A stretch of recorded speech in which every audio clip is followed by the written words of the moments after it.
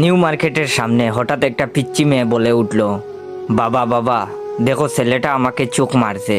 ওর বাবা বলল, কোন ছেলে মা, কোথায় সেই হারামজাদা? মেয়েটা ওর হাতের আঙ্গুল আমার দিকে করার সাথে সাথে আমার কলিজা শুকিয়ে গেল। দেখি পাশে দাঁড়িয়ে থাকা ওর বাবা আমার দিকে কটমট দৃষ্টিতে তাকিয়ে আছে। বেডি দেখলে মনে হয় ছোটখাটো একটা দানব। প্রেমিকার সাথে দেখা করব বলে মার্কেটে দাঁড়িয়ে আছি।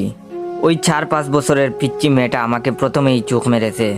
প্রথম কয়েকবার পিচ্চিটা মারার পর আমিও দুষ্টামি করে একটা চোখ মেরেছি। দেখে সাথে সাথে ওর আব্বুর কাছে বিচার দিয়েছে। মেয়েটার বাবাকে আমার দিকে এগিয়ে আসতে দেখে দিলাম একটা দৌড়।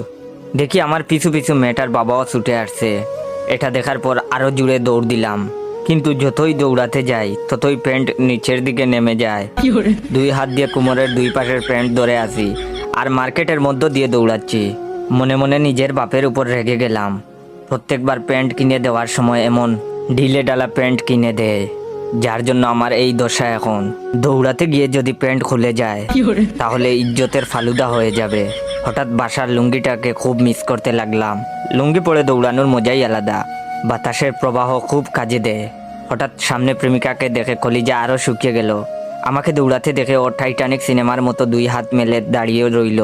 আমার প্রেমিকা অভিনয় শিখবে বলে কয়েকদিন আগে একটা কোচিংয়ে ভর্তি হয়েছে। কোচিং করার পর থেকে আমার সাথে এমনভাবে কথা বলে যে বুঝতেই পারি না ও আমার প্রেমিকা না, ছবির নায়িকা। ওর কাছে পৌঁছেই বললাম, চলো এখান থেকে পালাই, না হলে মায়ের একটাও মাটিতে পড়বে না। আমার কথা শুনে প্রেমিকা বলে উঠল, না না না, এ হতে পারে না। তোমার সাথে প্রেম করব বলে আমি 7 সমুদ্র 13 নদী পার হয়ে তোমার কাছে ছুটে এসেছি, আর তুমি কিনা আমাকে বলছো এখন থেকে পালিয়ে যাব। ওই শয়তান রাজা আমাদের কিছুই করতে পারবে না। আমাদের ভালোবাসার কাছে ওর অশুভ শক্তি পরাজিত হবেই। আমি তোমার সাথে এই বিশাল রাজ্যে সারা জীবন কাটিয়ে দিতে চাই প্রিয় জায়েদ খান, টুকু জয় খান। প্রেমিকার অভিনয় দেখে আমার বুঝতে আর বাকি রইল না। পৃথিবী উল্টে গেলেও মাইরের আজ মিস নাই। এর মধ্যে দেখি মেয়েটার বাবা প্রায় কাছে চলে এসেছে। প্রেমিকাকে বললাম, তুমি আমার সাথে যাবে কিনা? প্রেমিকা দেখি আবার অভিনয় করে বলে উঠল, এ জীবন যদি চলে যায় যাক, তবু আমি এই রাজ্য ছেড়ে কোথাও যাব না। আমি বললাম, থাকো তুমি তোমার রাজ্য নিয়ে, আমি পালালাম, নিজে বাঁচলে বাপের নাম।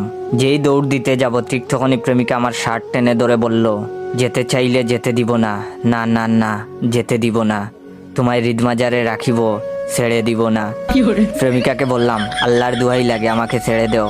প্রেমিকা আরো শক্ত করে ধরে বলল, না না না, তোমাকে এই সুন্দর রাজপ্রাসাদ ছেড়ে যেতে দিব না। এর মধ্যে পিচ্চি মেয়েটার বাবা এসে আমাকে ধরে ফেললো। কোনো কথা না বলেই নাক বরাবর দিল এক ঘুষি। চোখের সামনে কয়েকটা জোনাকি পোকা দেখতে দেখতে ফ্লোরে পড়ে গেলাম।